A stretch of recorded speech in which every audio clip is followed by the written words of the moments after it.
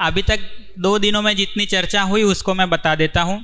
हम लोगों ने पूरी चर्चा जो है वो शुरू करी थी इस बात से कि युवा कौन है। तो जो सही को करने के उत्साह के साथ है और जो गलत जो है उसको बदलने की तत्परता के साथ है ना, वो यूथ है। और उसके लिए ज़रूरी है कि यूथ को खुद को तो पता हो कि सही गलत क्या है, सही गलत का निर्णय कैसे हो, वो हमको खुद को पता हो, तभी तो हम कर पाएंगे उस तरह से, है ना। उसी के साथ उसके बाद हमने ये बात की थी कि समझने का कुल कंटेंट कितना है, तो समझने का कुल कंटेंट इतना है। स्वयं को समझना मतलब अपने आप को समझना, जिन रिश्तों में हम जीते हैं, परिवार में जीते हैं, उसको समझना ना, जो संबंध है आपस में उसको समझना, समाज के साथ हमारा क्या जुड़ाव है, समाज में हम क्या कर सकते हैं, कुछ करना बनता भी है कि नहीं बनता, उसको समझना, और ये पूरी जो प्रकृति है उसको समझना।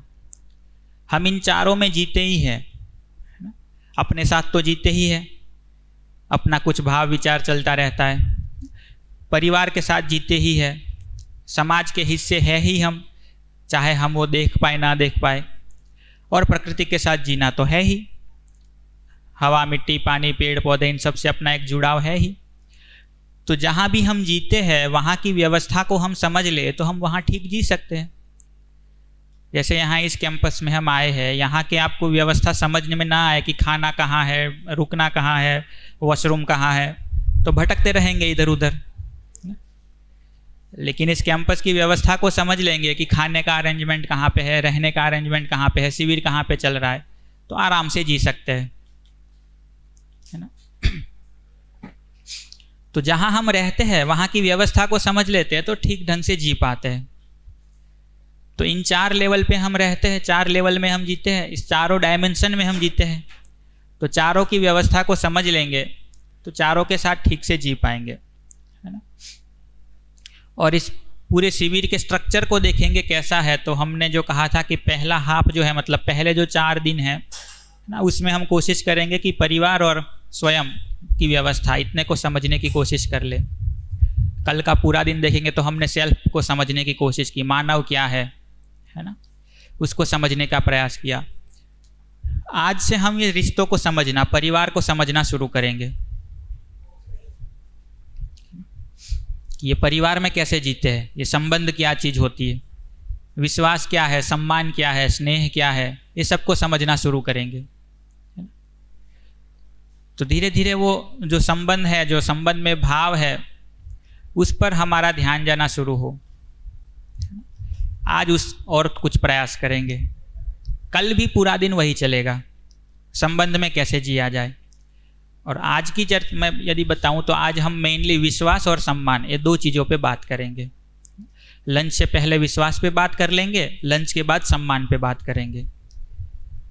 और उससे जो ट्रस्ट को लेकर के बहुत सारे हमारे क्वेश्चंस होते हैं, रिस्पेक्ट को लेकर के, रिकग्निशन को लेकर, अपने खुद के इवैल्यूएशन को लेकर के, जो डिप्रेशन को लेकर के बहुत सारे क्वेश्चन होते हैं, ईगो को लेकर के बहुत सारे क्वेश्चन होते हैं, वो सब आज के दिन में कवर हो, ऐसा एक प्रयास करेंगे।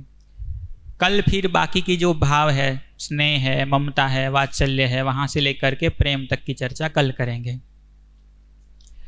है ना। फिर हम जो युवा के मुद्दे हैं, जो एक लिस्ट थी, करियर है, शादी है, रोजगार है, 2 दिन उन पे बात करेंगे, लौट के फिर समाज और प्रकृति पे बात करके शिविर पूरा करेंगे। तो ये हमारे शिविर का एक फ्लो रहेगा पूरा, ठीक।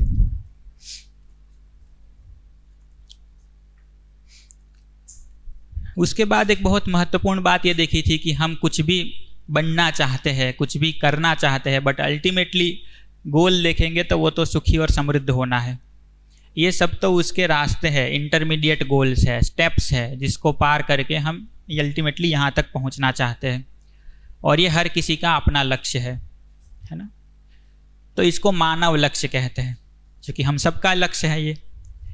ऐसा नहीं है कि सिर्फ वंदन का लक्ष्य है ना? ऐसा नहीं है कि सिर्फ चाणक्य भाई का लक्ष्य है, ऐसा नहीं है कि सिर्फ दर्पी का लक्ष्य है, सबका है ये लक्ष्य। और हम किसी भी शिविर में पूछते हैं, सबको एक्सेप्ट होता है।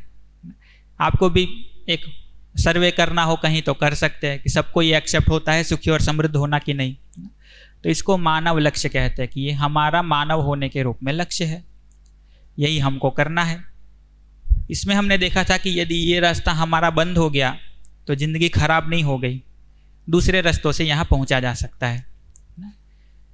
ये लक्ष्य था इंजीनियर बनना, नहीं बन पाए किसी कारण से तो ज़िंदगी बर्बाद हो गई, ऐसा नहीं है ना। एक रास्ता ब्लॉक हो गया है, एक रास्ते पे डाइवर्जन लग गया है, इतना ही हुआ है, दूसरे रास्ते से जा सकते हैं, क्योंकि अल्टीमेटली होना तो यही है।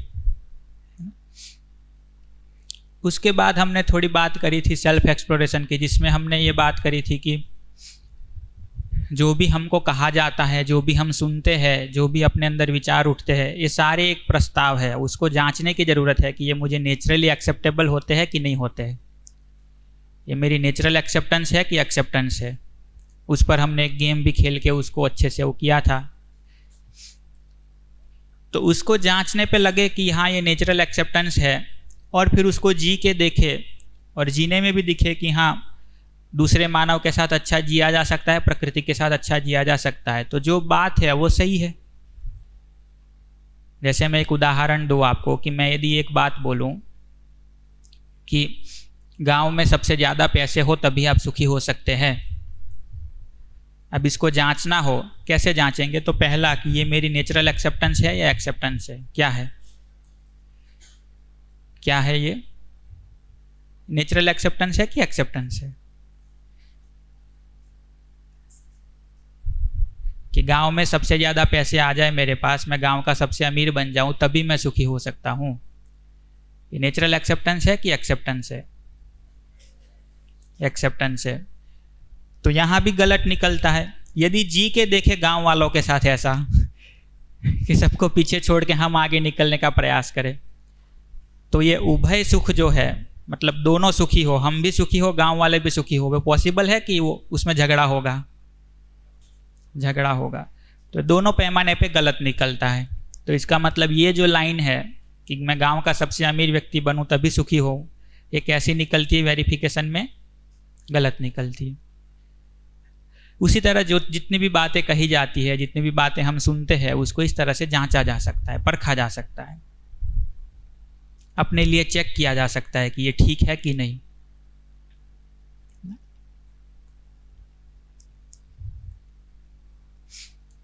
उसके बाद सुख और दुख को थोड़ा हमने देखा था कि ये जो परिस्थिति है वो तो मेरे हाथ में है नहीं, कई बार थोड़ा ही रोल मेरा होता है कि बाहर क्या होगा। जैसे हम पूरी कोशिश करें कि इस हॉल की व्यवस्था को बनाए रखें, बट जैसे कल लाइट गई है वो तो अपने हाथ में है नहीं, तो ये जो बाहर की परिस्थिति है वो अपने हाथ में नहीं होती है। बट जैसी भी परिस्थिति हो उसमें मेरी स्थिति ठीक रहे, मेरे भाव ठीक रहे, मैं अंदर से संतुलित रहूं, तो मैं कहूं कि मैं सुखी हूं। परिस्थिति बिगड़े और मैं अंदर से हिल जाऊं तो वो दुख है।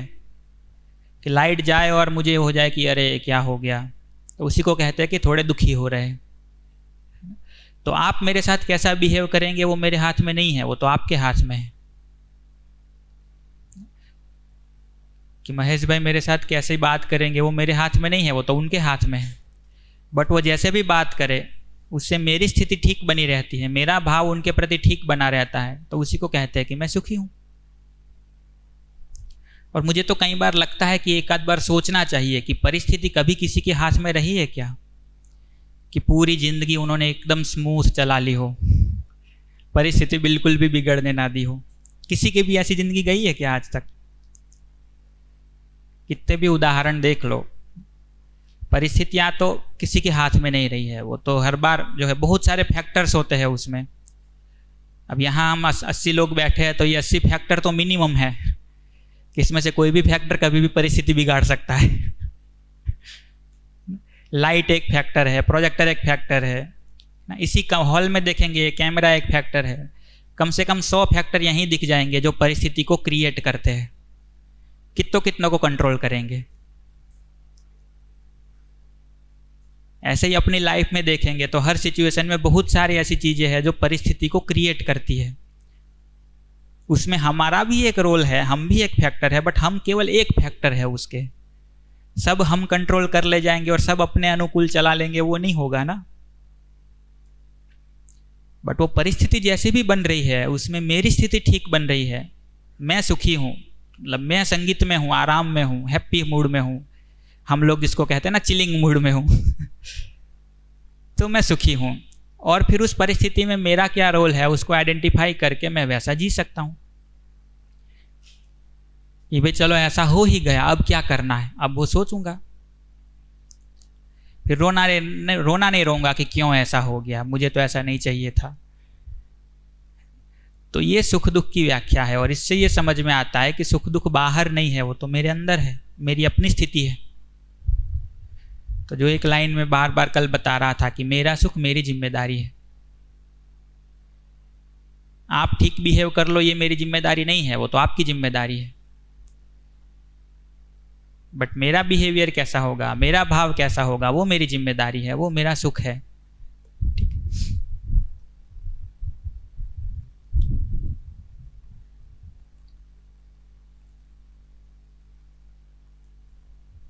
इसके साथ फिर जब हमने अपने को, मतलब मानव को, ह्यूमन बीइंग को समझना शुरू किया, तो उसमें ये दिखा कि मानव जो है वो मैं और शरीर का सहअस्तित्व है, को एग्जिस्टेंस है। मैं भी हूँ, मेरा शरीर भी है।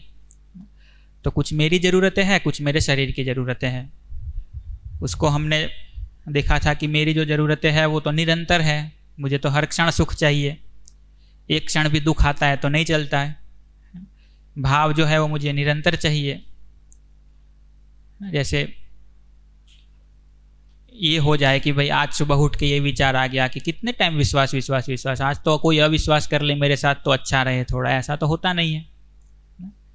तो विश्वास निरंतर चाहिए, प्यार निरंतर चाहिए, सम्मान निरंतर चाहिए। तो ये ज़रूरतें तो निरंतरता में है। शरीर की ज़रूरतें जो है वो समय के साथ बदलती रहती है, समय समय पे बदलती है। शरीर की ज़रूरतें भौतिक रासायनिक वस्तुओं से पूरी होती है। मेरी ज़रूरत पूरी करने के लिए तो मुझे समझना पड़ेगा। कोई कपड़ा पहन लूँ जिससे सुखी हो जाऊँ, कोई खाना खा लूँ जिससे सुखी हो जाऊँ, है ना, कोई ऐसी गाड़ी ला दूँ कि जिससे सम्मान पालूँ, ये बहुत पॉसिबल है नहीं। बट इसको जांचा जाए धीरे धीरे। होता क्या है कि ये जो सुख है उसको हमने जोड़ लिया है सामान से, उसको हमने जोड़ लिया है सुविधा से। तो हमको लगता है कि ज़्यादा अच्छा सामान पालेंगे, ज़्यादा अच्छी सुविधा पालेंगे तो ज़्यादा सम्मान मिलेगा, ज़्यादा सुखी होंगे। बट इसको भी एक प्रस्ताव के रूप में लेकर के जांचने की ज़रूरत है कि क्या वाकई में ऐसा है कि जितना ज़्यादा संग्रह कर लेंगे, जितनी ज़्यादा सुविधा इकट्ठी कर लेंगे, जितना ज़्यादा पैसा इकट्ठा कर लेंगे उतने सुखी हो जाएंगे। क्या वाकई में है ऐसा? आप खुद भी जांच सकते हैं, जिन्होंने बहुत इकट्ठा कर लिया उनकी ज़िंदगी को देख के भी थोड़ा जांच सकते हैं। जैसे आप लोगों ने एक नाम शायद सुना होगा पाब्लो एस्कोबार का, ना, इतना पैसा था उसके पास कि वो जो नोटों की गड्डी पे रबर चढ़ाने होते वो किलो किलो में परचेज करता था रबर। उतना पैसा था कि पूरे पूरे घर भर के रखे थे, क्योंकि सारा ब्लैक का था, ड्रग्स का इलीगल काम करता था, तो बैंक में तो जमा करा नहीं सकता था, तो बहुत सारे घर रख रखे थे उसने पैसे रखने के लिए।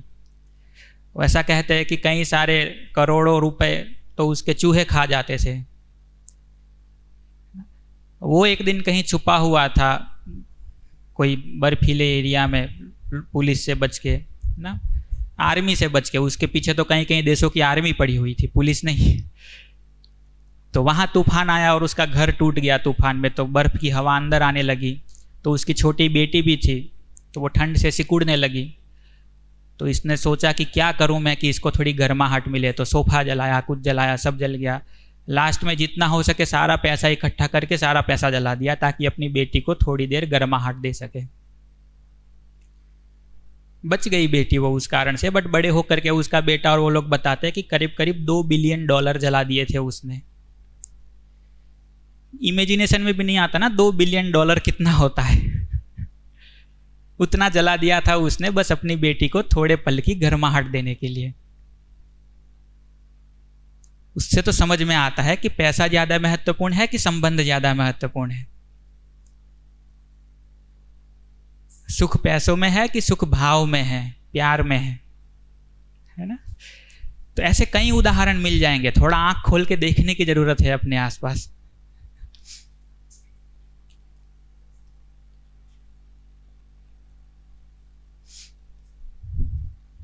और उसके बाद ये बात हमने करी थी कि ये जो हमारे भाव विचार है वही हमारा सारा जो व्यवहार और कार्य है, जो आउटपुट है, उसके पीछे का जो मेन एक इनपुट मतलब जो प्रोसेस है वो ये है। भाव विचार जैसे चलते हैं वैसा हम जीते हैं बाहर।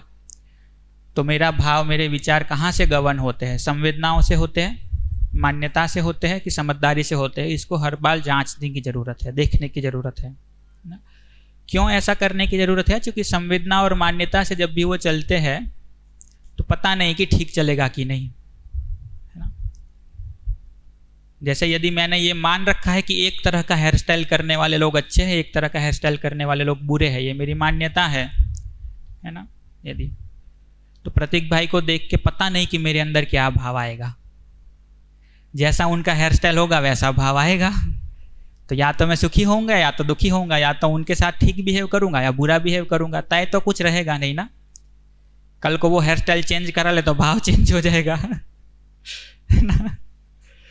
बट यदि वो समझदारी पे आधारित है कि मैं भी एक मानव हूं, ये भी मानव है, भाई है ना। अब वो कपड़े भी कैसे पहने, हेयर स्टाइल भी कैसा करे, उससे भाव नहीं बदलेगा, अब भाव स्थिर रहेगा।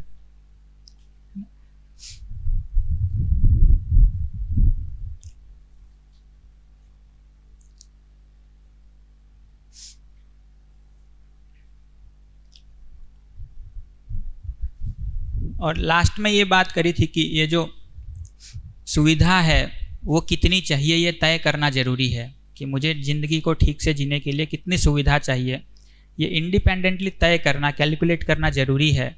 ये नहीं करते हैं तो होता यह है कि हम कंपैरिजन में फंस जाते हैं। और मैंने आके पढ़ा सुबह, किसी ने पीछे गुलाल बोर्ड पे लिख रखा है, जो मैं के बोल रहा था कल, कि कंपैरिजन एक रोग है। तो आप में से किसी ने लिखा होगा वहाँ पे कि ये कंपैरिजन शुरू हो जाता है तो वो एक बीमारी की तरह फैलता है। फिर आप हर बात पे हर किसी से कंपेयर करना शुरू करते हो, और जो अपने में स्टेबिलिटी होनी है, अपने में जो क्लैरिटी होनी है, वो बनना बड़ा मुश्किल हो जाता है। कंपटीशन आ जाता है उससे होता यह है कि जैसा कल बता रहे थे कि भाई इतने सारे लोग हैं, हम कहीं बीच में हैं, कुछ हमसे आगे रहेंगे, कुछ हमसे पीछे रहेंगे।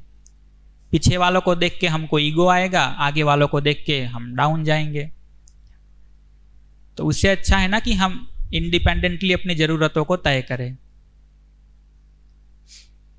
और इस सब के बाद जो कल लास्ट में बात बता रहे थे वो ये थे कि मेरे भाव विचार का रिमोट मेरे हाथ में रखने की ज़रूरत है।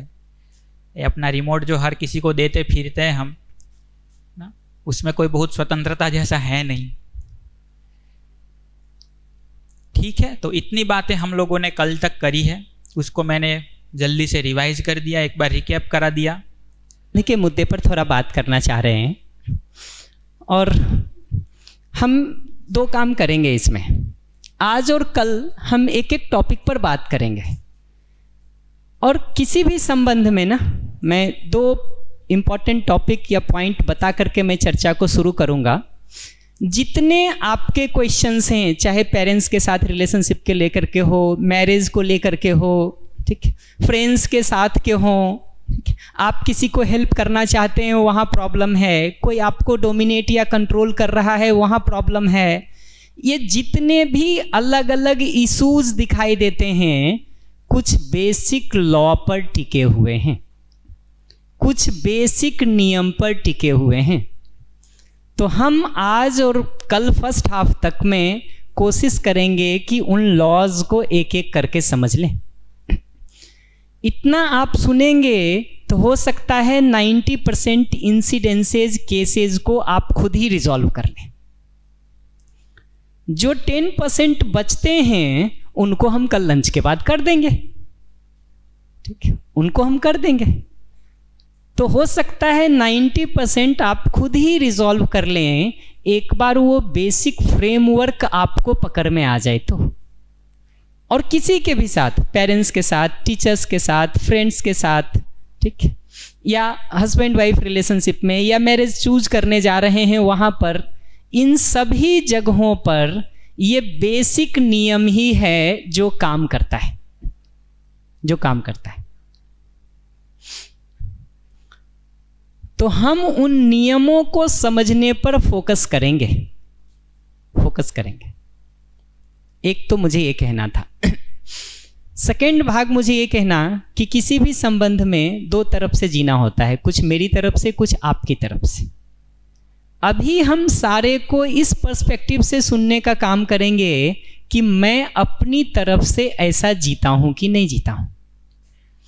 अभी हम ये देखने का काम नहीं करेंगे कि दूसरे ऐसा कर रहे हैं कि नहीं। दूसरों को आज भर के लिए छुट्टी दे दिया जाए, दूसरों को कल देख देंगे कि अगर दूसरे ऐसा नहीं कर रहे हैं तो उनका क्या करना है, ये कल देख लेंगे।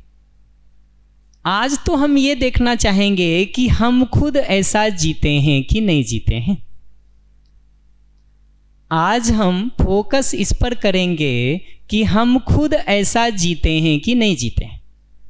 दूसरे ऐसा जीते हैं कि नहीं, इसका हिसाब हम कल लगाएंगे, आज नहीं, आज नहीं। आज तो हम इस बात का हिसाब लगाएंगे कि मैं खुद ऐसा जीता हूं कि नहीं। जहां जीता हूं बहुत अच्छी बात है, जहां नहीं जीता हूं वहां जीना चाहिए कि नहीं, ये सवाल अपने से पूछ के देख सकें। अगर लगे कि ऐसा ही जीना ठीक है तो कैसे रास्ता निकालेंगे, कैसे उपाय सोचेंगे, उस पर हम थोड़ा समय और प्रयास लगा सकें। तो अभी हम फोकस करेंगे अपने ऊपर, दूसरे के ऊपर करने के बदले। तो 3-4 यहां बेसिक बातें लिखी हैं। पहला ये लिखा है कि जब हम एक दूसरे के साथ जी रहे होते हैं तो हमारा एक सर्टेन रिलेटेडनेस या रिलेशनशिप तो हो ही जाता है।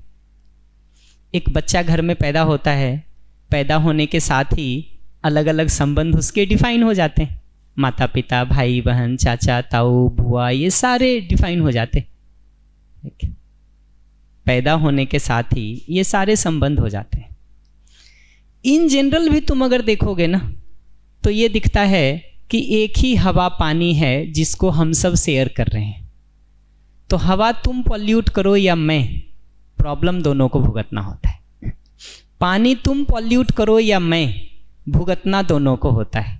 इसका मतलब जुड़े हुए तो हम हैं ही, ठीक है। एक ही धरती है, एक ही प्लेनेट है, एक ही हवा पानी है जिसको हम सब साथ साथ में शेयर कर रहे हैं।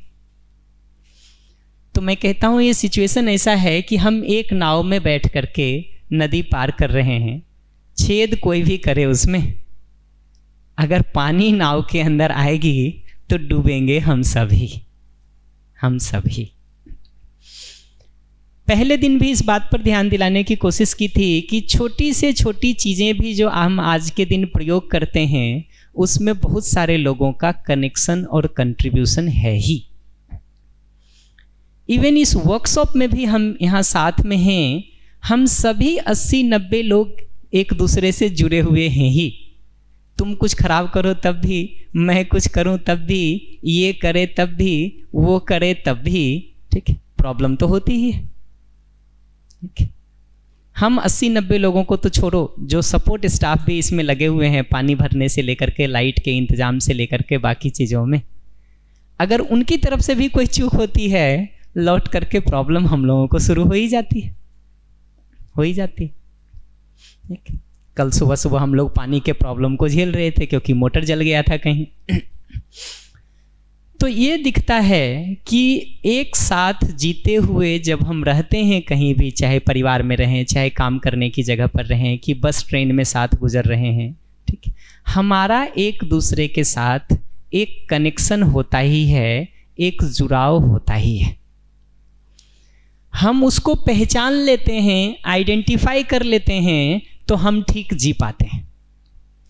हम आइडेंटिफाई नहीं करते हैं, उस पर ध्यान नहीं देते हैं, उसको रिकॉग्नाइज नहीं करते हैं उसको, तो हम भूले रहते हैं, वो छूटा रहता है। और जो रिलेशनशिप से हमारा ध्यान हट जाएगा, फिर उसके लिए जो करना है वो हम कर ही नहीं पाएंगे। आपसे ध्यान अगर मेरा हट गया तो आपके लिए जो करना है वो नहीं कर पाएंगे। इनसे मेरा ध्यान हट गया तो इनके लिए जो करना है वो नहीं कर पाएंगे। तो पहली चीज़ है ये संबंध को, जुड़ाव को, कनेक्शन को, जो रिलेटेडनेस है हमारा, उसको आइडेंटिफाई करना, रिकॉग्नाइज करना, जो कि है ही। हम किसी परिवार में पैदा हुए हैं तो हम रिलेटेड हो ही जाते हैं। एक क्लास में, एक ऑफिस में, एक वर्क प्लेस पर काम कर रहे हैं तो हम एक दूसरे के साथ रिलेटेड हैं ही। और जितना बारीकी से इसको देखोगे उतना दूर दूर का रिलेटेडनेस समझ में आएगा। जैसे उसी का उदाहरण मैं दे रहा था कि हम में से ज़्यादातर लोगों को ये होश भी नहीं रहता होगा कि जब गैस पे हम एक कप चाय भी बना रहे हैं तो उस गैस सिलेंडर का कनेक्शन जो है, ठीक, वो 1000 किलोमीटर दूर के देशों से भी है। वहाँ से गैस निकलने से लेके ट्रांसपोर्ट तक का पूरा सिस्टम अगर प्रॉपर नहीं हो तो एक कप चाय मिलना भी मुश्किल है। तो फर्स्ट चीज़ हम कह रहे हैं कि ये रिलेटेडनेस हमारा एक दूसरे के साथ है, उसको हम रिकॉग्नाइज कर सकें, आइडेंटिफाई कर सकें, ताकि वो हमारी नज़र से छूट ना जाए। छूट जो गया वो गया काम से, वहाँ हम जी ही नहीं सकते ठीक से। सेकेंड पार्ट ये है, फर्स्ट पार्ट ये था। सेकेंड पार्ट ये कह रहे हैं कि ये रिलेशनशिप में हमारे जो एक्सपेक्टेशंस होते हैं एक दूसरे के साथ ना, वो प्राइमरली फीलिंग्स के एक्सपेक्टेशन है। फीलिंग्स के भाव अगर हमारा एक दूसरे के प्रति ठीक नहीं होता है, ठीक, तो हमारी शिकायतें होती हैं। अभी बहुत बार हमको लगता है कि संबंध में एक दूसरे के बहुत सारे एक्सपेक्टेशंस हैं, क्या क्या कहाँ कहाँ पूरा करते रहेंगे, कितना करेंगे। रुक करके देखोगे तो दिखेगा कि सर्टेन फीलिंग्स हैं, कुछ निश्चित भाव हैं जिसको हम एक दूसरे से एक्सपेक्ट करते हैं। ये कोई इनफाइनाइट लंबी लिस्ट नहीं है, ये कुछ निश्चित भाव हैं, विश्वास का, सम्मान का, स्नेह का, केयर का, गाइडेंस का, ट्रस्ट का, रिस्पेक्ट का, अफेक्शन का, ग्रेटिट्यूड का, ग्लोरी का, रेवरेंस का, प्रेम का। ये भाव है जो हमारा एक दूसरे से एक्सपेक्टेशन है। आप रुक करके देखिए, संबंध में जब कभी भी शिकायत होती है हमारी, आज तक जब कभी भी हमारा किसी से कंप्लेन हुआ है, ठीक है, तो इनमें से किसी न किसी भाव को लेकर के कंप्लेन होता है। तुम हमारा सम्मान नहीं करते हो, हमसे ठीक से बात नहीं करते हो, मैं तो तुम्हारे लिए ध्यान रखे जा रहा हूँ, मरे जा रहा हूँ, तुम हमारे साथ कोई स्नेह नहीं करते हो, हमारा कोई ध्यान नहीं रखते हो, ठीक है। मैं तो तुम्हारे लिए इतना करता हूँ, तुम्हारी शिकायत ही खत्म नहीं होती, थोड़ा भी ग्रेटिट्यूड नहीं है तुम्हारे अंदर, ठीक है, ठीक है। मिसट्रस्ट हो जाए किसी के साथ तो रहना एक क्षण के लिए भी मुश्किल हो जाता है। ये भाव अगर हमारा एक दूसरे के साथ नहीं हो ना, तो एक कमरे में रहते हुए भी, एक घर में रहते हुए भी हम मीलों दूर होते हैं एक दूसरे से। ये भाव अगर हमारा नहीं हो, ट्रस्ट नहीं हो, एक दूसरे के लिए रिस्पेक्ट नहीं हो, एक दूसरे के लिए अफेक्शन नहीं हो, एक दूसरे के लिए केयर करने का माइंडसेट नहीं हो, हम एक घर में रहते हुए भी, एक परिवार में रहते हुए भी, एक छत के नीचे रहते हुए भी, एक कमरे में रहते हुए भी एक दूसरे से बहुत दूर होते हैं। तो ये फीलिंग्स हैं जो रिलेशनशिप में एक दूसरे से एक्सपेक्टेड है। हम आपके साथ इन फीलिंग्स से जी सकें, आप हमारे साथ इन फीलिंग्स से जी सकें, ये रिलेशनशिप में फंडामेंटल नीड है। ह्यूमन रिलेशनशिप में, मानव मानव संबंध में जीते हुए फंडामेंटल नीड है इन फीलिंग्स का। बेसिक एक्सपेक्टेशन है एक दूसरे के साथ जीते हुए इन फीलिंग्स का। आराम से रुक के देखिए कि जितनी भी हमारी शिकायतें होती हैं एक दूसरे के साथ, वो इसमें से कोई ना कोई फीलिंग के नहीं होने की शिकायत है। कोई ना कोई फीलिंग के नहीं होने की शिकायत है हमारी। इसीलिए लास्ट पॉइंट ये लिखा है कि इन फीलिंग्स के साथ जब हम जीते हैं तो हमको भी सेटिस्फैक्शन मिलता है, हैप्पीनेस मिलता है, जिसके साथ जीते हैं उसको भी मिलता है।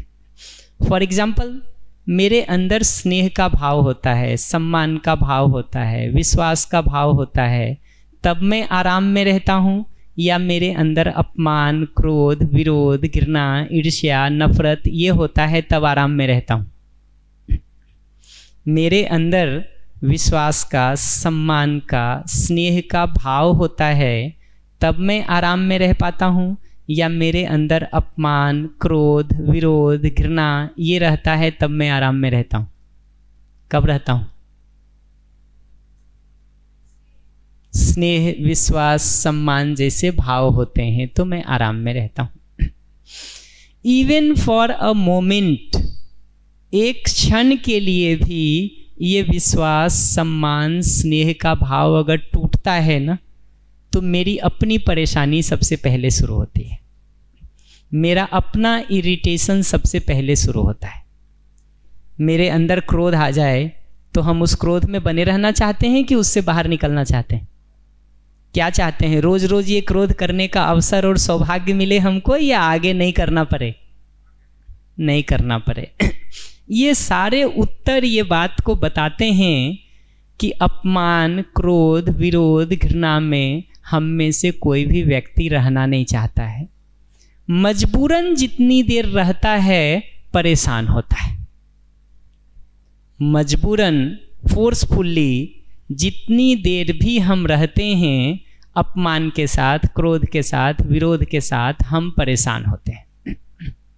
फिर अपमान, क्रोध, विरोध जब आपको कहते हैं तो आप भी परेशान होते हैं। तो मेरी भी परेशानी होती है, आपकी भी परेशानी होती है। इसमें सबसे पहले मेरी परेशानी होती है। तो इन भावों को अगर हम ठीक रखने की बात कर रहे हैं ना, तो इसलिए नहीं कि दूसरे के ऊपर उपकार करना है। इन भावों को अगर ठीक रखने की बात कर रहे हैं तो इसलिए नहीं कि दूसरे के ऊपर उपकार करना है। ये ठीक रखने की बात इसलिए कर रहे हैं कि मेरे अपने सुखी होने के लिए भी ये जरूरी है। एक क्षण के लिए भी ये भाव टूटते हैं। इवन फॉर अ मोमेंट भी अगर ये फीलिंग्स ब्रेक होते हैं तो दूसरे तक तो ये आग बाद में पहुंचती है, सबसे पहले मैं खुद इसमें जलता हूं, जलती हूं। So ensuring these feelings are required for my own happiness. मेरे अपने इनर पीस के लिए, मेरे अपने सुखी रहने के लिए, मेरे अपने आराम में रहने के लिए इन फीलिंग्स का होना जरूरी है। तो ये कोई दूसरे के ऊपर उपकार करने की बात नहीं है, दूसरों के लिए दया करने की बात नहीं है, दूसरों के लिए अपना जान लुटाने या झेलने का बात नहीं है। इन भावों को ठीक रखना तो मेरे अपने खुश रहने के लिए जरूरी है, मेरे अपने आराम में रहने के लिए ज़रूरी है। ठीक वैसे ही जैसे मेरे आराम में रहने के लिए भोजन जरूरी है, हवा जरूरी है, पानी जरूरी है, कपड़ा जरूरी है, टेम्परेचर प्रॉपर हो ये जरूरी है, वैसे ही मेरे अपने आराम में रहने के लिए ये फीलिंग्स भी हमारे में हो ये ज़रूरी है।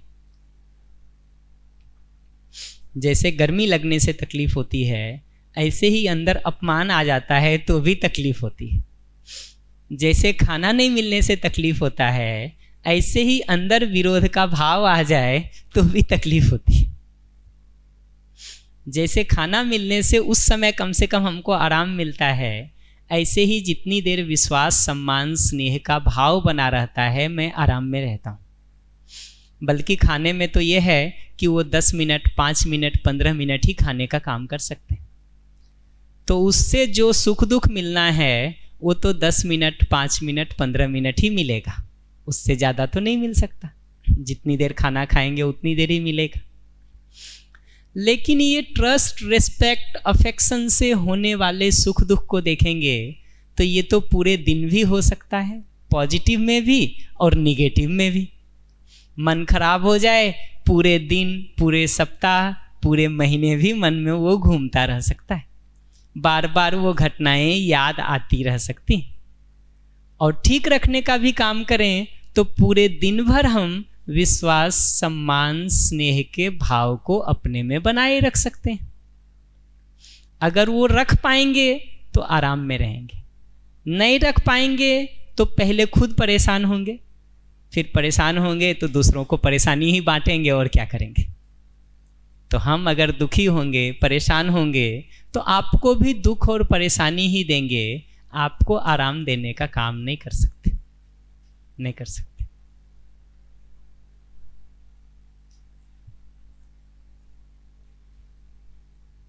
तो 4 सिंपल पॉइंट लिखे हैं स्लाइड्स में। पहला ये कि रिलेशनशिप तो हमारा होता ही है, रिकॉग्नाइज करने की बात है, आइडेंटिफाई करने की बात है,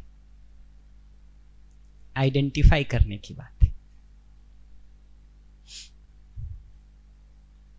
सेकेंड ये कि कोई इनफाइनाइट लिस्ट नहीं है रिलेशनशिप में कि हम पूरा नहीं कर सकते हैं एक दूसरे का। सर्टेन डेफिनिट फाइनाइट नीड्स हैं जिसको पूरा किया जा सकता है। क्या है वो? तो उसी की लिस्ट है यहाँ। ट्रस्ट का, रिस्पेक्ट का, अफेक्शन का, गाइडेंस का, केयर का, ग्रेटिट्यूड का, ग्लोरी का, रेवरेंस का और प्रेम या लव का। ये 9 फीलिंग्स हैं, 9 भाव हैं जो एक दूसरे में एक्सपेक्टेड है। और लास्ट पॉइंट ये कि ये फीलिंग्स जब हमारे अंदर होते हैं तो हम आराम में रहते हैं।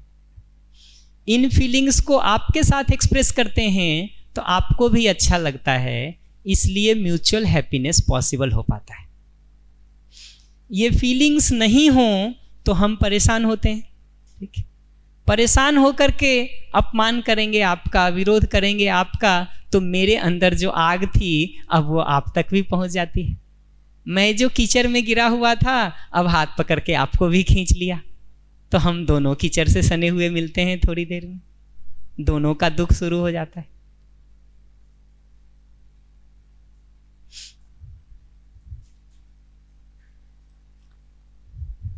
ठीक है, कठिन तो नहीं लग रहा किसी को?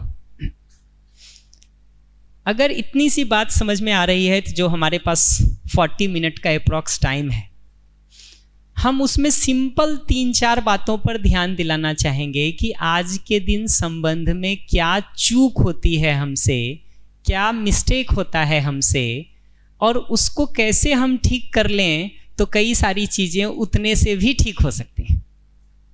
बाकी तो हम जो बात करेंगे पूरे दिन वो करेंगे, लेकिन नेक्स्ट 40 मिनट में भी जो बात हम 4 पॉइंट करेंगे, वो 4 पर भी अगर आप काम करना शुरू कर दें तो आपको दिखना शुरू होगा कि आपके रिलेशनशिप ट्रांसफॉर्म होने शुरू हो गए, ट्रांसफॉर्म होने शुरू हो गए।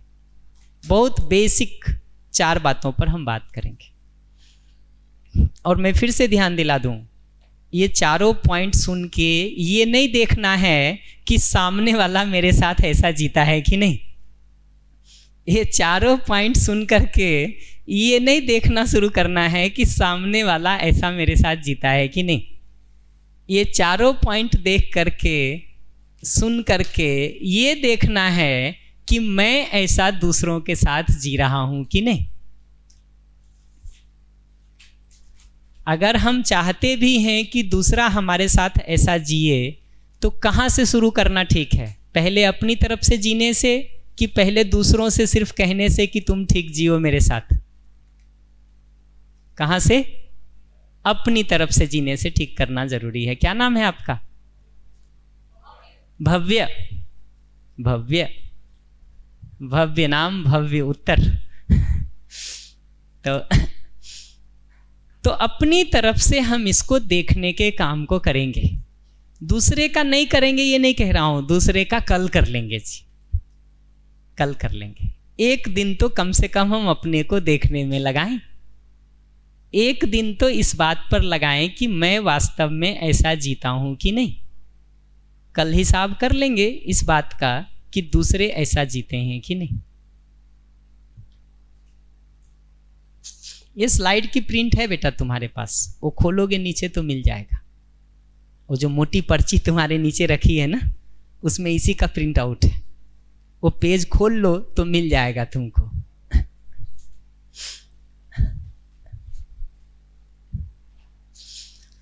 तो हम बहुत सिंपल जो 4 मिस्टेक्स होते हैं उस पर बात कर देते हैं।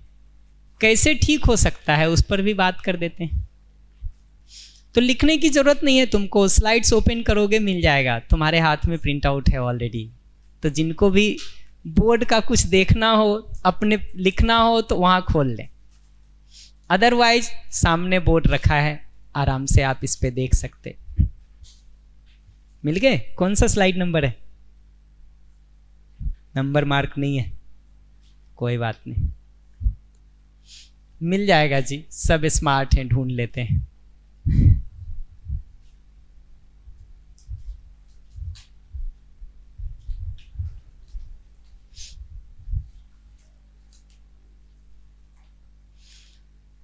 तो पहली बात ये लिखी हुई है कि रिलेशनशिप में हम एक दूसरे के सुविधा का, फिजिकल फैसिलिटी का, सेवा का तो बहुत सारा ध्यान रखते हैं, लेकिन वो सारा ध्यान रखने के बावजूद कुछ बातें हम एक दूसरे को ऐसी कह देते हैं जो चोट पहुंचा जाती है। तो सेवा में सारा कुछ करने के बावजूद भी आपके लिए खूब आपके खाने पीने का इंतजाम कर दें, कपड़े समय से दे दें, आप ऑफिस जा रहे हैं तो मोबाइल समय से पहुंचा दें, टिफिन तैयार कर दें, ये सारी बातें भी हम अगले के लिए करते हैं। लेकिन वो सब करने के बावजूद भी अगर दिन भर में हम 2-4 बातें ऐसी बोल देते हैं जो एक दूसरे को चोट पहुंचाने वाली हो, तो मेरा पूरा दिन भर का किया हुआ बेकार हो जाता है। तो हमने तो दिन भर मर मर के 20 काम किया, हमको लगता भी है कि तुम्हारे लिए तो मरे जा रहे हैं, ठीक है, सुबह से शाम तक तो तुम्हारे ही पीछे घूमते रहते हैं, ठीक है। लेकिन वो सारा करने के बावजूद भी अगर सुबह से शाम तक में सारा सुविधा और सेवा में ध्यान रखने के बावजूद भी अगर 2 बातें ऐसी बोल देते हैं जो दूसरे के दिल को चोट पहुंचा जाती है, मन दुखा जाता है, तो हमारा पूरा दिन भर का करना बेकार हो जाता है, बेकार हो जाता है। ये बात दिखती? और आज के लाइफ में ना हम बहुत सारा चोट एक दूसरे को थप्पड़ मार के नहीं पहुंचा रहे हैं, ठीक है, लेकिन ये जो बोल करके है ना, ये जो भाषा है, ये जो लैंग्वेज है, ये जो वाणी है, इससे हम लगातार एक दूसरे को चोट पहुंचाने का काम कर रहे हैं। ये लैंग्वेज है, भाषा है, वाणी है, जिससे हम लगातार एक दूसरे को चोट पहुंचाने का काम करते हैं। तो एज ए पेरेंट अगर हम बच्चे के लिए सारा कुछ का ध्यान रखें, उसका खाना पीना रहना सब ध्यान रखें, लेकिन अगर बीच बीच में 4 अपमानजनक बातें उसको कहते रहें, ठीक, 4 अपमानजनक बातें कहते रहें, तो अगले को लगता है किसी दिन मैं अपना कमाना शुरू करूं और इनका भाषण सुनना बंद करें, किस दिन हमको मुक्ति मिले। कर तो रहे हैं सारा हम सेवा में, कर तो रहे हैं हम सारा सुविधा में, लेकिन वो सारा करने के बावजूद 2-4 बातें हम ऐसी कह देते हैं जो चोट पहुंचा जाती है, तो हमारा सारा करना बेकार हो जाता है, बेकार हो जाता है। सुबह से शाम तक हम बहुत कुछ करें आपके लिए और रात को कहें कि तुम्हारे कारण मेरी जिंदगी नरक हो गई है, मरे जा रहे हैं हम, ठीक है, तो अगला कहता है रहने दो, मत किया करो। कौन कहता है इतना करने, ठीक, किस दिन इनसे मुक्ति मिले कि हम अपना कुछ कर सकें।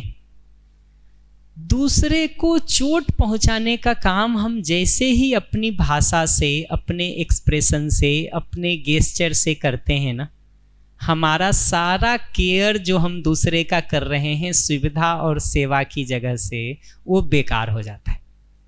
हिंदी में कहते हैं पानी फिर जाता है उसके ऊपर। पानी फेरना जानते हैं? खाना बना हुआ हो और उसके ऊपर पूरा पानी गिर जाए तो क्या हालत होगा? वैसा हो जाता है, कुछ भी खाने लायक नहीं बचता है, वो बाहर आ जाती है, फिर नीचे सब कीचड़ में मिलता है सारा भोजन।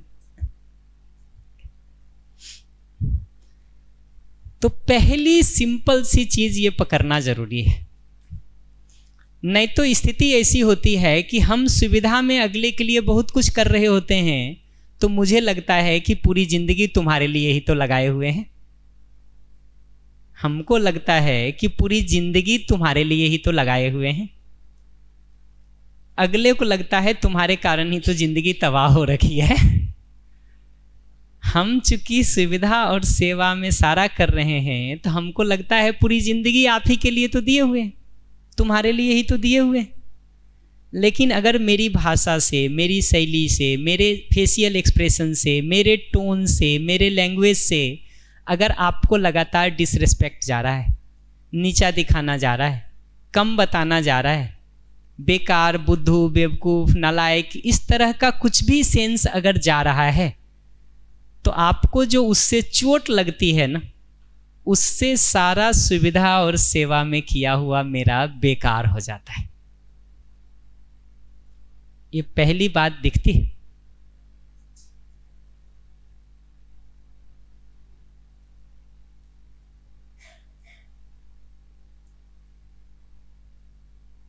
इस पर कोई भी प्रश्न हो तो बताइए।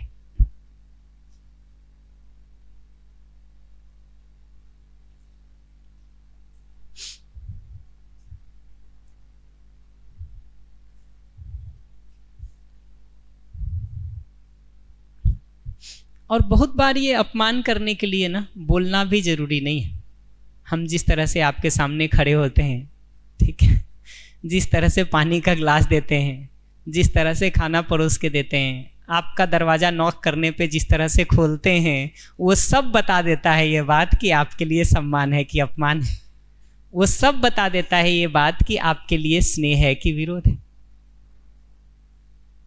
जरूरी भी नहीं है कि बोल करके अपमान करें। आपने कुछ पूछा हमसे और हम सामने से मुंह घुमा के उठ के चल दिए, इतना भी पर्याप्त है ये बताने के लिए कि हम आपका अपमान कर रहे हैं, आपके लिए विरोध रख रहे हैं। तो सॉल्यूशन मैं एकदम सिंपल कह रहा हूं, सुविधा और सेवा में थोड़ा कम भी करेंगे तो चलेगा, लेकिन ये वाणी से, भाषा से, व्यवहार से चोट पहुंचाना तो बंद कर सकें।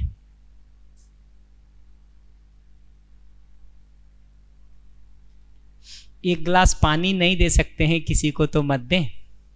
देते भी हैं उठ के, सुना भी देते हैं, बोझ हमारे ऊपर ही पड़ रहा, ठीक, आफत हमारे सिर पे ही आ गई है।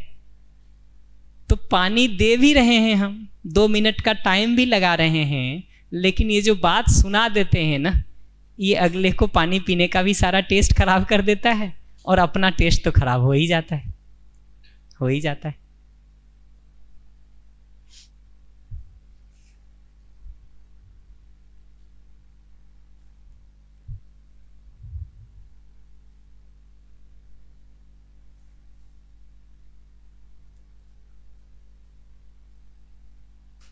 माइक दे दीजिएगा प्लीज, 2 हैंड रेज है। उन्होंने पहले। इसके लिए मेरे मन में ये विचार आता है, कई बार लोगों ने सुना भी होगा कि पूरे शरीर में हड्डियां होती है, जीभ में 2 इंच का बाई 2 इंच की ही जगह होती है, इसमें हड्डी नहीं होती, लेकिन पूरे शरीर की हड्डी है वो तोड़ सकती है। 2 इंच बाई 2 इंच की ये जीभ जो होती है। ठीक बात। वो ये कह रहे हैं कि जीभ से लगने वाली जो चोट है ना, वो बहुत शार्प है और बहुत सारी चीज़ें उससे टूट जाती हैं। मैं अपना पर्सनली कह रही हूँ कि जब भी मुझे गुस्सा या फिर विरोध आता है ना, तो वो मेरी बॉडी लैंग्वेज में या फिर मेरे मुंह पे दिख ही जाता है। मेरे घर वाले मुझे ऐसा बोलते हैं कि कुछ भी हो जाए, बुरा लगे तो भी अपने फेस पे ऐसा एक्सप्रेस नहीं होना चाहिए। But how can I control? अभी वो दिख जाता है तो कभी कभी मुझे गुस्सा आता है कि मैं ऐसी कैसी लगती हूँ कि जब भी मुझे गुस्सा आता है या फिर बोलने का मन नहीं करता मैं चुप ही होती हूँ, कुछ भी नहीं बोलती हूँ। फिर भी उनको पता चल जाता है कि इसको अभी अच्छा नहीं लग रहा, तो अभी इसका मैं क्या करूँ? हमसे पूछेंगे तो मैं एक्टिंग का कोर्स नहीं चला रहा हूँ कि आपके अंदर आपके अंदर गुस्सा आए और आप बाहर कैसे ना दिखाएं। ठीक है, मैं तो ये कहूँगा कि अंदर गुस्सा ना आए उसके लिए क्या करें, और हम सारी बात उसी पर करेंगे। अंदर गुस्सा ना आए, विरोध ना आए, उसके लिए क्या करें उसी पर हम बात करेंगे। क्योंकि बाहर छुपाने का कितना भी कोशिश करिए, पहले तो आप परेशान रहेंगे, क्योंकि अंदर आग लगी हुई है। बाहर से कितना भी ढक लेंगे दूसरे को नहीं दिखाई देगा, हम तो जलेंगे। पैर में मेरे बड़ा घाव हो रखा हो, मैं जीन्स पहन के ढक लूँ उसको, आपको नहीं दिखेगा, हमको तो लगातार खड़े होते हुए तकलीफ होती रहेगी ना। तो आपकी तकलीफ नहीं खत्म होगी, आप चेहरे को बदलने का कोशिश भी करेंगे। तो एक बात तो मैं ये कहूँगा। दूसरा ये कहूँगा कि कितना भी अच्छा आप छुपाने का काम कर लीजिए, कुछ ना कुछ लीकेज हो ही जाता है जी, ठीक है, हो ही जाता है, और वो अगले को पता चलेगा ही, उससे उसकी परेशानी शुरू होगी ही। तो मैं इस पर बात ही नहीं कर रहा हूँ कि अंदर गुस्सा आए तो उसको छुपाएं कैसे। मैं तो सारा बात ये कर रहा हूँ कि अंदर सम्मान और स्नेह से भरे रहें, उसके लिए क्या करें। हम सारा बात ही इस पर करेंगे कि अंदर सम्मान, स्नेह, विश्वास, प्रेम हमारे में भरा रहे, उसके लिए क्या करें, ताकि जब कभी भी नल खुलेगा तो जो अंदर भरा है वो बाहर निकलेगा। करते हैं धीरे धीरे कोशिश देखने का कि इन फीलिंग्स को समझ करके हम इंश्योर कर सकते कि नहीं, उसको करेंगे। अभी तो हम इतना ही कह रहे हैं कि ये ध्यान देना तो शुरू करें कि अगले का सुविधा में ध्यान रख रहे हो, बहुत अच्छी बात है। सेवा कर दे रहे हो, पानी ला दे रहे हो, खाना परोस दे रहे हो, कुछ पैसे दे दे रहे हो, कुछ घूमने के इंतजाम कर दे रहे हो, बहुत अच्छी बात है। लेकिन ये सब करने के बावजूद अगर 4 बातें सुना दे रहे हैं ना, तो सारा किया बेकार है। मैंने सुबह से शाम तक पिछले 15 दिनों में बहुत कुछ किया आपके लिए, ठीक। 16वें दिन कोई काम आपको करना था और आप भूल गए। डे 16 में 15 दिन मैंने खूब किया आपके लिए बहुत सारा कुछ, ठीक। डे 16 में आपको कुछ करना था और आप भूल गए। मैं अगर सेंटेंस यहीं से शुरू करता हूँ कि पिछले 15 दिनों में तुम्हारे लिए करते करते मैं मरे जा रहा हूँ, मरे जा रही हूँ, और तुम एहसान फरामोश एक काम भी ठीक से नहीं करते हो। ये वाक्य सुन करके आपको हमसे कनेक्शन महसूस होगा कि डिस्कनेक्शन महसूस होगा? डिस्कनेक्शन, ठीक है। जैसा कि आप उत्तर दे रहे, प्रार्थना दी, राइट, थैंक यू। तो ये डिस्कनेक्शन अगर हमको महसूस होगा तो लौट करके मैं आपके लिए फर्दर अच्छा करने का सोचूंगा कि खराब करने का सोचूंगा? खराब करने का सोचूंगा। तो आपका रिस्पॉन्स हमको एक बार डिसरिस्पेक्ट लगता है ना, तो पिछले 15 दिन में जितना भी आपने हमारा यहाँ सुविधा की जगह पर ध्यान रखा था, ठीक है, वो सब के ऊपर वो एक चोट भारी पड़ जाती है, भारी पड़ जाती है। और हम जो कम बोलने वाले लोग भी होते हैं ना, दूसरा 10 बात बोलता है, 15 बात कहता है, 20 बात कहता है, लेकिन हम कम बोलने वाले लोग भी 2 बात उसके ऊपर ऐसी कह देते हैं जो उसकी 20 बात के ऊपर भारी पड़ती है। हिंदी में एक कहावत है, 100 सुनार की सुने हो, 1 लोहार की। तो हम लोग वो कम बोलने वाले लोग भी ना, वो लोहार का रोल अदा कर देते हैं कि वो एक चोटी ऐसी होनी चाहिए जो उसके पिछले सारे पे भारी पड़ जाए, भारी पड़ जाए। मैं हर बार ये उदाहरण देता रहता हूँ कि अगर आप किचन में दाल बना रहे हैं ना, तो अगर मैं बहुत एक्सपर्ट नहीं हूँ तो मैं अपने कमरे में बैठे हुए ये नहीं बता सकता हूँ कि दाल चने की है कि अरहर की है कि मूंग की है कि मसूर की है। आप किचन में दाल बना रहे, मैं अपने कमरे में बैठा हूँ। अगर मैं बहुत एक्सपर्ट नहीं हूँ तो मैं कमरे से नहीं बता सकता हूँ कि दाल चने की है कि मूंग की है कि अरहर की है कि मसूर की है। लेकिन दाल बनने के बाद जो उसमें छौंक लगाया जाता है ना, हमारे वघारना कहते हैं गुजराती में, वघारना ही कहते हैं ना, थैंक यू। तो वो जो 25 या 50 ग्राम उसमें डालते हैं ना, वो कमरे के किसी भी कोने से बताया जा सकता है कि हींग है कि जीरा है कि धनिया है कि मेथी है कि घी है कि सिंगदाना का तेल है कि नहीं। पूरे कमरे में वो खुशबू फैल जाती है सब तरफ। तो बहुत बार जो हम कम बोलने वाले लोग भी होते हैं ना, अगला 1 किलो की दाल पकाता है, अगला 1 किलो की दाल पकाता है, हम उस पर 25 ग्राम का छौंक लगा देते हैं, पूरे कमरे में खुशबू हमारे छौंक की फैलती रहती है। तो पहली सिंपल सी चीज मैं ये कह रहा हूं कि सुविधा में ध्यान रखने का काम करें अगले का, बहुत अच्छी बात है, लेकिन उसके साथ साथ संबंध में भाव को, व्यवहार को, भाषा को भी तो ठीक रखने का काम कर लें। सुविधा में 1 गिलास पानी नहीं देंगे तो भी शायद चल जाए, लेकिन सुबह से शाम तक 20 काम करने के बावजूद भी अगर चोट पहुंचाने का काम एक दूसरे को कर दें 2 बात कह के, ठीक है, तो वो सारा किया हुआ सुविधा में बेकार हो जाता है। ठीक है, थैंक यू जी। बड़े लोगों को ज़्यादा समझ में आता है, जेले हुए लोग हैं बेचारे। तो पहली चीज़ ये पकड़ना ज़रूरी है। पहला पॉइंट तो मैं ये कह रहा हूँ, ठीक है, अपने लिए करेक्शन की चीज़ एकदम सिंपल है कि सुविधा के रूप में हम जितना भी ध्यान रखते हैं किसी का रखें, लेकिन हमारी भाषा से, हमारे भाव से, हमारे फेशियल एक्सप्रेशन से, हमारे गेस्चर से अपमान तो ना जाए, विरोध तो ना जाए, नीचा दिखाना तो ना जाए, कम बताना तो ना जाए, तुम नालायक, बुद्धू, बेवकूफ़ हो, ऐसा तो ना जाए।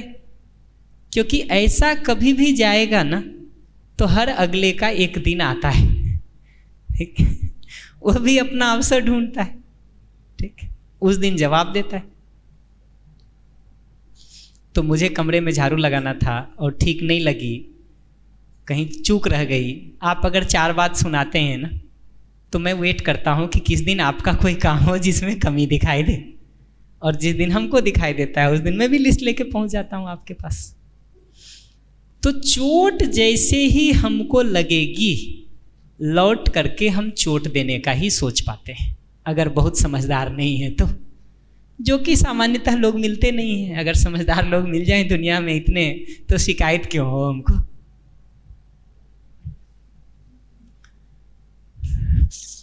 बढ़िया।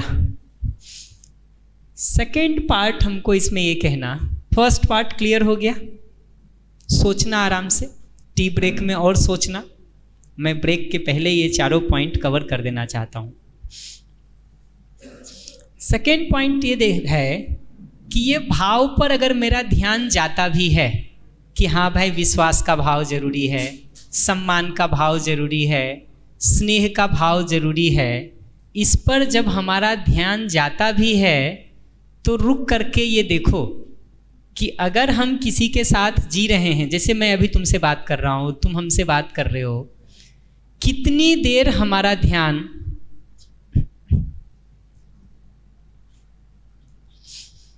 अगर हम एक दूसरे से बात करने का काम कर रहे हैं, घर में रहते हुए, तुम कुछ कहते हो, मैं कुछ कहता हूँ, ऐसी बातें होती रहती हैं हमारी एक दूसरे के साथ, घर में, स्कूल में, फ्रेंड्स के साथ, काम करने की जगह पर बातें तो हम करते हैं। कितनी देर बात करते समय हमारा ध्यान इस बात पर रहता है कि मेरे बोलने से ट्रस्ट जा रहा है कि मिसट्रस्ट, मेरे बोलने से अगले तक रिस्पेक्ट पहुंच रहा है कि डिसरिस्पेक्ट, मेरे बोलने से अगले तक अफेक्शन पहुंच रहा, ठीक है, स्नेह पहुंच रहा कि विरोध। कितनी देर मेरा ध्यान इस बात पर रहता है कि मैं इन भावों के साथ ठीक से जी रहा हूं कि नहीं, और कितनी देर मेरा ध्यान इस बात पर रहता है कि दूसरे मेरे साथ ऐसा जी रहे हैं कि नहीं।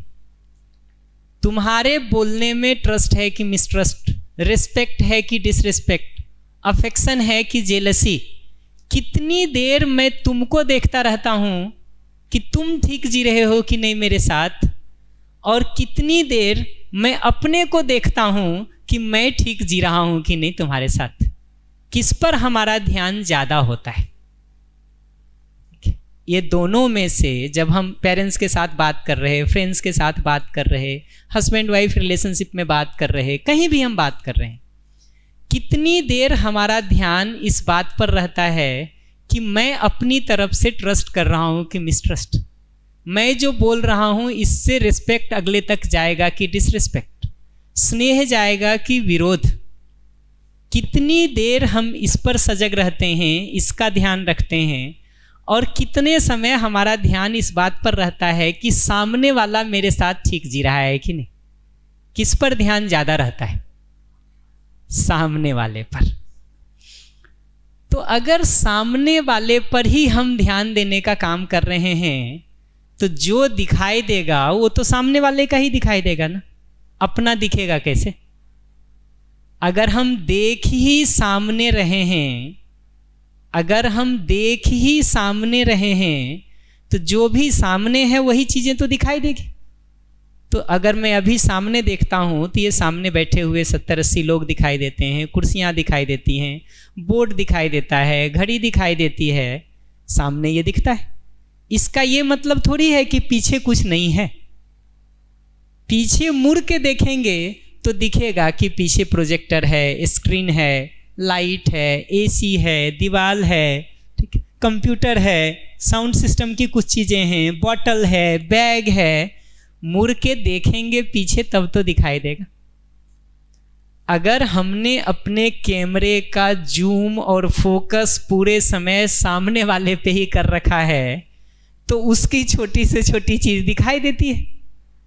अपने तरफ वो अटेंशन मुड़ता ही नहीं है तो अपना पता नहीं चलता है, अपने को ठीक मान के बैठे होते हैं। ठीक इसलिए नहीं मान लिए हैं कि हम ठीक हैं, ठीक इसलिए मान लिए हैं कि हम देख ही नहीं रहे हैं अपने तरफ, देख ही रहे हैं हम तुम्हारी तरफ, तुम्हारी तरफ, और तुम देख रहे हो मेरी तरफ। इसलिए मुझे तुम्हारा पता चलता है, तुमको मेरा पता चलता है, अपना अपना दोनों को पता नहीं चलता। तो तुमको सारी मेरी चूक पता चलती रहती है क्योंकि तुम मुझे देख रहे हो, मुझे तुम्हारी सारी चूक पता चलती है क्योंकि मैं तुमको देख रहा हूं। अपने अपने को देखने का काम हम दोनों ही नहीं करते हैं तो पता ही नहीं चलता है। तुमको तुम्हारा पता नहीं चलता है, मुझे मेरा पता नहीं चलता है।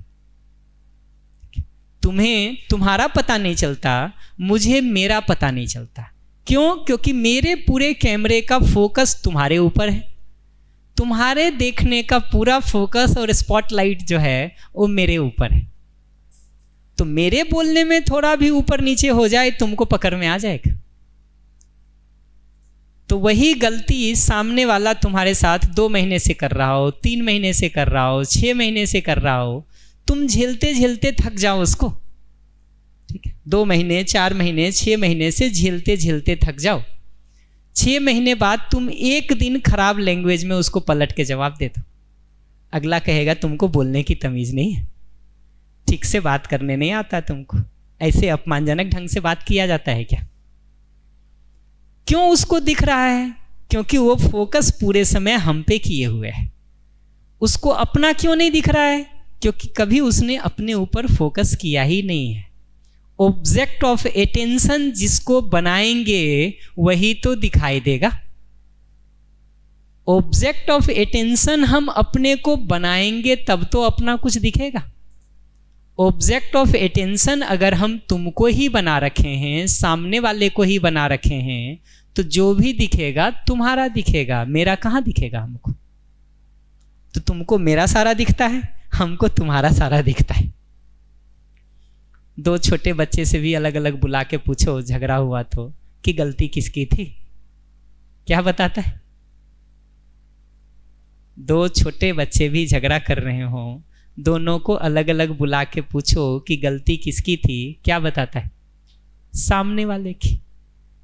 क्यों बताता है? क्योंकि देख ही रहा है वो सामने वाले को। हमारा बचपन से जिस तरह का अपब्रिंगिंग है, जिस तरह की परवरिश है, परवरिश जानते हो? Thank you. जिस तरह का हमारा अपब्रिंगिंग है, परवरिश है, उसमें हम देखते ही रहते हैं पूरे समय सामने वाले को। तो हमको तुमको देखने का अभ्यास है, तुमको हमको देखने का अभ्यास है, अपने अपने को देखने का अभ्यास हम दोनों को नहीं है।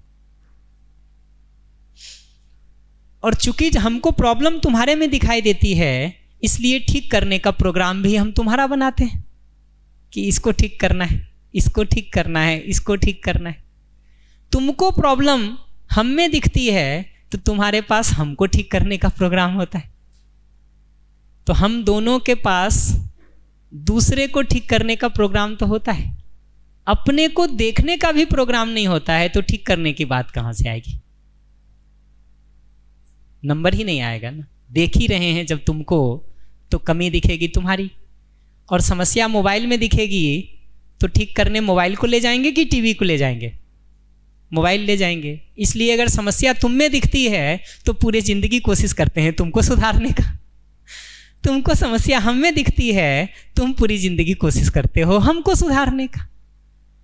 अपने अपने सुधार की बात दोनों ही नहीं करते, क्योंकि ध्यान ही नहीं है इस तरफ, ध्यान ही नहीं है इस तरफ। ये सेकेंड सिंपल पॉइंट हमको कहना था। करेक्शन क्या है? करेक्शन भी इतना ही सिंपल है कि अगर हम दूसरे से बात और व्यवहार कर रहे हैं तो दूसरे को देखने के तो हम अभ्यस्त हो गए हैं, प्रैक्टिस्ड हो गए हैं, एक्सपर्ट हो गए हैं। थोड़ा प्रयास करके ध्यान को अपनी तरफ भी तो मोड़ा जाए कि मैं जो अभी बात कर रहा हूं इसमें सम्मान है कि नहीं, स्नेह है कि नहीं, मैं जो ये काम कर रहा हूं इससे अगले तक ट्रस्ट पहुंचेगा कि मिसट्रस्ट, रिस्पेक्ट पहुंचेगा कि डिसरिस्पेक्ट, अफेक्शन पहुंचेगा कि जेलसी और अपोजिशन। ये अपनी तरफ तो ध्यान मुड़ना शुरू हो जाए, मेरा अपनी तरफ शुरू हो जाए, अगले का फिर देखेंगे कल कैसे उसका भी ध्यान दिलाया जाए। पर पहले मेरा तो शुरू हो, क्योंकि अगर मेरा वो शुरू नहीं हुआ है और फिर हम दूसरे को ध्यान दिलाने जाते हैं ना, अगर मैंने खुद ही अपनी तरफ ध्यान देना नहीं शुरू किया है और दूसरे को ध्यान दिलाने जाते हैं, दूसरा कहता है ठहरो, पहले अपना तो देखो फिर आना हमको बोलने। ठीक है, अपना तो देखो पहले फिर आना हमको कुछ कहने। वो रोक देगा तुरंत ही।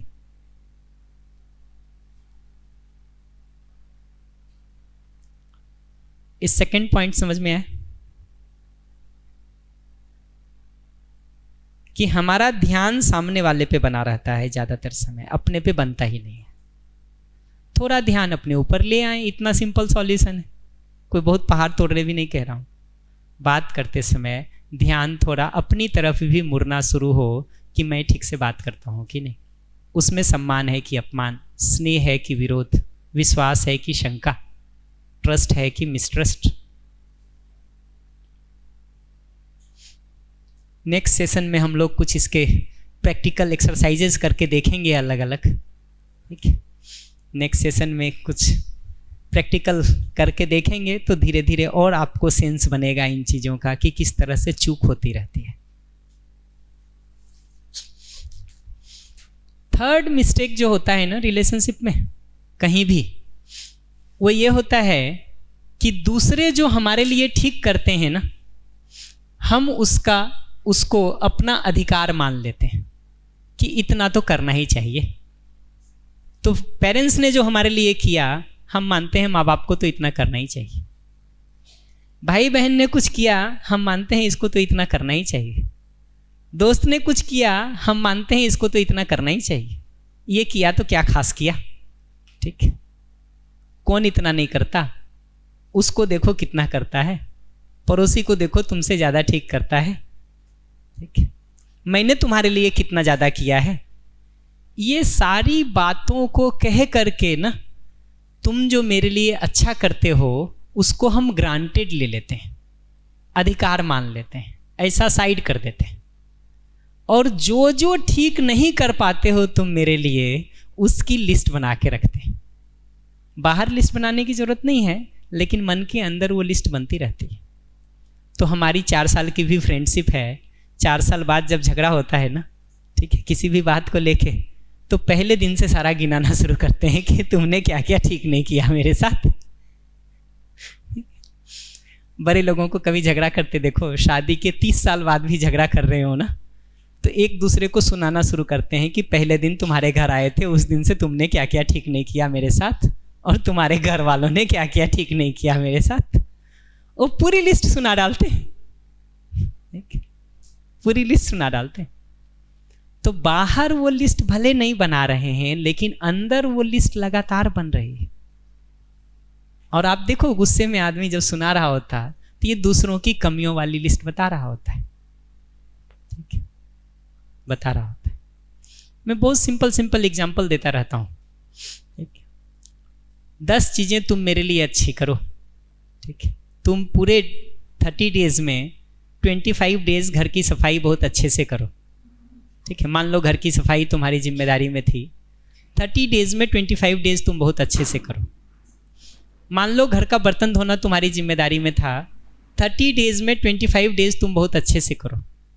मान लो मार्केट से सब्जी लाना तुम्हारी जिम्मेदारी में था, 30 डेज में 25 डेज तुम बहुत अच्छी सब्जी ला के दो। हम उसको एप्रिशिएट नहीं कर पाते, उसको वैल्यू नहीं दे पाते, उसको रिकॉग्नाइज नहीं कर पाते। 2 दिन 3 दिन कुछ ठीक नहीं हो, हम उसकी शिकायत कर लेते हैं, ठीक है, उसकी शिकायत कर लेते हैं। तो दाल में नमक एक दिन तेज हो जाए, हम शिकायत करना नहीं भूलते, ठीक है। 8 बजे ऑफिस पहुंचना है या 8 बजे घर से निकलना है, नाश्ता उसके पहले मिलना था, रोज टाइम से मिलता रहे, मुंह से एप्रिसिएशन नहीं निकलता है, ठीक है, उसकी सराहना नहीं निकलती है, उसकी प्रशंसा नहीं कर पाते। 2 दिन लेट हो जाए, 1 दिन लेट हो जाए, ठीक है, हम सुनाना शुरू कर देते हैं कि तुमको इतना भी तमीज़ नहीं है, ये ठीक से किया करो, ये ठीक से किया करो, ये भी करने का तुम्हारा आदत नहीं है, वो सुधारा करो। क्या उचित है? दूसरे की सिर्फ कमियां देखना ही उचित है, या जो उसने ठीक किया है उसको भी पहचानना उचित है? राइट इवैल्यूएशन कब होगा? एप्रोप्रिएट इवैल्यूएशन कब होगा? जब तुम्हारी सिर्फ कमियों को मैं देखूं, या उसके साथ साथ जो ठीक है तुम्हारा उसको भी देखूं? जो ठीक है उसको भी देखा जाए। तो यही बात हम अपने लिए भी तो देख सकें कि हम जब किसी को देखते हैं तो उसने क्या क्या मेरे लिए नहीं किया वो तो हम पहचान लेते हैं, क्या क्या किया है उसको भी तो पहचानना शुरू करें। तो मैं हर बार कहता हूं कि जिनसे भी आपको कभी कंप्लेन हो, आज के दिन एक पेज लेकर के, एक सिंपल होमवर्क मैं सबको देता रहता हूं, जो आपको भी देता हूं। एक सिंपल काम हमको करना चाहिए कि एक पेज ले लें, ठीक है, और जिसके लिए भी हमको लाइफ में कंप्लेन लगता है ना, अपने जिस फैमिली मेंबर के लिए, रिलेटिव्स के लिए, काम करने की जगह पर उन्होंने क्या क्या ठीक नहीं किया मेरे साथ, उसको लिस्ट बना के देखें। For example, as a child अगर मैं लिस्ट बनाऊं तो हो सकता है एक लिस्ट बनाऊंगा कि आज मैं यहाँ जाना चाहता था, पेरेंट्स ने नहीं जाने दिया, कंप्लेन है मेरी। मैं इस कॉलेज में एडमिशन लेना चाहता था, पेरेंट्स ने मना कर दिया, ठीक है। मैं ये ड्रेस खरीदना चाहता था, पेरेंट्स ने मना कर दिया। मैं गेस कर रहा हूँ क्या पॉसिबल रीजंस हो सकते, ठीक है। ऐसी एक लिस्ट बनेगी कि ये चीज़ें नहीं की हमारे लिए पेरेंट्स ने। मैं एक एग्जाम्पल ले रहा हूँ पेरेंट्स का, कि ये लिस्ट बनेगी। एक बार जब मन भर के सारा लिख लो ना, तो पेज को ऐसे टर्न कर लो, ठीक है, और दूसरे साइड में लिखना शुरू करो कि उन्होंने क्या क्या मेरे साथ ठीक किया है, अच्छा किया है। फॉर एग्जाम्पल, कितनी बार ड्रेसेस उन्होंने ला करके दे दी, कितनी बार मैं कहीं जाना चाहता था, उन्होंने उसका परमिशन दे दिया। ठीक है, कौन कौन सी चीज़ें उन्होंने हमारे लिए कर दी। और झूठ मत लिखना, बढ़ा चढ़ा के मत लिखना, गलत मत लिखना। जो वास्तव में उन्होंने किया है उतने भर को ही लिखना। ठीक है, कभी भी करके देखना। कौन सी लिस्ट ज़्यादा लंबी होगी प्रार्थना, क्या अनुमान है जी?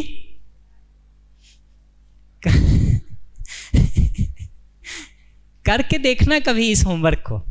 कल बात करेंगे हम, ठीक है, कल इस पर बात करेंगे।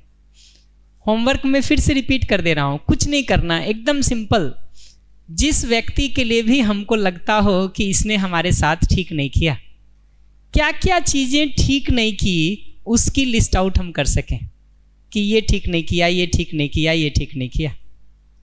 फिर पेज को टर्न अराउंड करके दूसरे साइड में हम ये लिख सकें कि उसी व्यक्ति ने कब कब क्या क्या मेरे लिए ठीक किया है। ठीक, कोई एक दो लोगों को आइडेंटिफाई करके उसके लिए ये लिस्ट बना के देखो। कल सुबह हम इस पर बात करेंगे, इस पर बात करेंगे। होमवर्क समझ में आ गया ना क्या करना है? Thank you. मेरे पास अभी 6 मिनट है, तो एक पॉइंट मुझे और बताना है जिसको बता के मैं क्लोज करता हूं। अपने लिए जब हम देखते हैं ना, ठीक है, तो हम इसी काम को उल्टा करते हैं। हमने जो कुछ भी छोटा से छोटा अच्छा किया है तुम्हारे लिए, वो सबको याद रखते हैं। कभी 1 गिलास पानी भी दे दिए होंगे, 2 क्वेश्चन सॉल्व करने में मदद कर दिए होंगे, ठीक है, कपड़े प्रेस करके दे दिए होंगे। ठीक, जो भी छोटा से छोटा काम हम आपके लिए करते हैं ना, वो सब हम याद रखते हैं कि ये तुम्हारे लिए किए थे। और जो जो हम नहीं कर पाते ना, वो सब के लिए हमारे पास एक जस्टिफिकेशन होता है कि ये मजबूरी थी, ये बाध्यता थी, ये परिस्थिति थी जिसके कारण हमको करना पड़ा। ठीक है, हमको करना पड़ा। तो अपनी गलतियों के लिए हमारे पास जस्टिफिकेशंस होते हैं, तर्क होता है, कारण होता है। परिस्थिति ऐसी हो गई थी, मजबूरी ऐसी हो गई थी, तुमने बात ही ऐसी कर दी थी, हम करना तो ऐसा नहीं चाहते थे। ऐसे दसियों तर्क दे करके हम अपनी कमियों को साइड कर देते हैं, अच्छाइयों की लिस्ट बना के रखते हैं। तुम्हारे लिए उल्टा करते हैं, तुम्हारी अच्छाइयों की लिस्ट को अधिकार मान के, ग्रांटेड मान के साइड कर देते हैं, कमियों की लिस्ट तैयार रखते हैं। तो मेरे पास 2 लिस्ट प्रिपेयर्ड है, एक जो मैंने अच्छा किया है तुम्हारे साथ, और दूसरा जो तुमने खराब किया है मेरे साथ। मेरे पास 2 लिस्ट एकदम प्रिपेयर्ड है, एक जो मैंने अच्छा किया है तुम्हारे साथ, दूसरा जो तुमने खराब किया है मेरे साथ। तुम्हारे पास भी ये 2 लिस्ट प्रिपेयर्ड है, एक जो तुमने अच्छा किया है मेरे साथ, दूसरा जो मैंने खराब किया है तुम्हारे साथ। किसी भी झगड़े में देखो, हम ये 2 में से कोई एक लिस्ट पढ़ रहे होते हैं। कोई भी झगड़ा कभी होता है ना, तो रुक करके देखना, हम ये 2 में से कोई एक लिस्ट पढ़ रहे होते हैं। या तो हम अपने एहसानों की लिस्ट गिना रहे होते हैं, मैंने तुम्हारे लिए ये किया, ये किया, ये किया, ये किया, ये किया, और तुमने बदले में ये किया। अपने एहसानों की एक लिस्ट गिना देते हैं, ठीक है। या तुम्हारे शिकायत की लिस्ट बनाते हैं। अच्छा, मुझे कहते हो कि मैंने ये काम ठीक नहीं किया, अच्छा मुझे कह रहे हो मैं जोर से बात करके अपमान करता हूं तुम्हारा। तुमने कभी देखा है कि तुम्हारे कारण हमारी जिंदगी कैसे कैसे खराब हो गई है? तुमको किस किस तरह से झेलना पड़ता है हमको, वो लिस्ट गिनाते हैं। और जब भी ऐसा झगड़ा होता है ना, हम दोनों अपनी अपनी लिस्ट पढ़ रहे होते हैं, सुन कोई नहीं रहा होता। कोई नहीं सुन रहा था, हम दोनों अपनी लिस्ट पढ़ने में इंगेज्ड होते हैं, इनग्रॉस्ड होते हैं, डूबे हुए होते हैं, सुन कोई नहीं रहा होता, सुना रहे होते। मेरे एक वर्कशॉप में कोई कह रहे थे, आदमी अपनी गलतियों के लिए ना सबसे अच्छा वकील है, लॉयर है, ठीक, सब तरह के तर्क ढूंढ के ले आता है कि क्यों मेरा ऐसा करना जस्टिफाइड है, क्यों तुम इसी के लायक हो। सब तर्क ले आता है ढूंढ के, अपनी गलती होती है तो। और जब दूसरे की गलती होती है ना, तो सबसे कठोर जज होता है। अच्छा ये गलती नहीं की है, इतनी बड़ी नहीं थी, ये वाली तो थी, ये नहीं था, कम से कम इतना तो तुमने ठीक नहीं किया। अच्छा इसको ऐसा तो कर सकते थे, तुमने ये क्यों किया। ठीक है, थोड़ी सी भी गलती मिल जाए तो उसकी सजा तो तुमको मिलनी चाहिए। ठीक है, फांसी 308 नहीं लगेगा धारा तुम्हारे ऊपर, कोई बात नहीं, 304 तो लगेगा, 523 तो लगेगा, 304 तो लगेगा, कोई ना कोई धारा तो लगाएंगे जी। उपाय क्या है? उपाय भी इतना ही सिंपल है, दूसरे की कमियों को पहचानने के साथ साथ उसकी अच्छाई को भी पहचानना सीख सकें। दूसरे की कमियों को पहचानने के साथ साथ उसकी अच्छाइयों को भी पहचानना, स्वीकारना, बताना सीख सकें। दूसरे की कमियों को पहचानने के साथ साथ उसकी अच्छाइयों को भी पहचानना, स्वीकारना, बताना सीख सकें।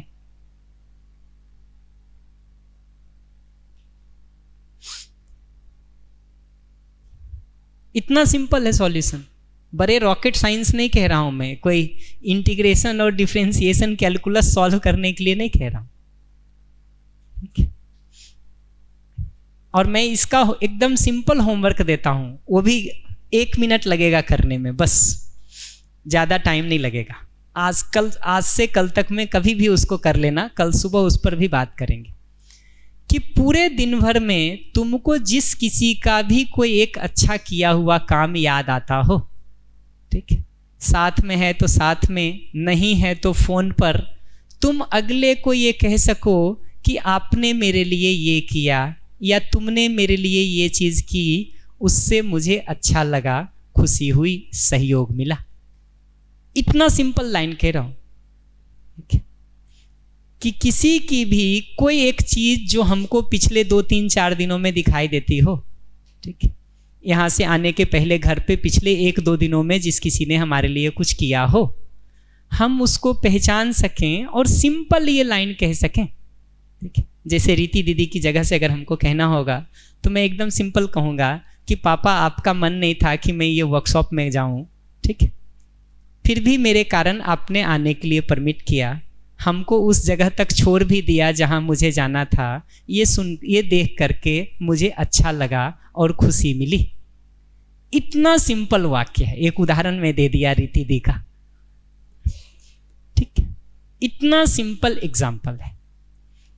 रुक करके देखोगे तो ऐसे बहुत सारे कंट्रीब्यूशंस दिखेंगे। किसी एक व्यक्ति के लिए उसको कहो और देखो कि कहते समय तुमको कैसा लगता है और सुनते समय अगले को कैसा लगता है। झिझक हो सकती है दर्शन की तरह तुमको भी, क्योंकि बोलने का अभ्यास नहीं है। तो इतना सिंपल होमवर्क कह रहा हूं मैं कि किसी भी एक व्यक्ति को पहचान करके हम उसको कह सकें कि आपने मेरे लिए ये किया या तुमने मेरे लिए ये किया। झूठ नहीं बोलना है, सच में जो किया उससे मुझे अच्छा लगा और खुशी मिली। देखो कह के तुमको कैसा लगता है, देखो सुनने वाले को कैसा लगता है।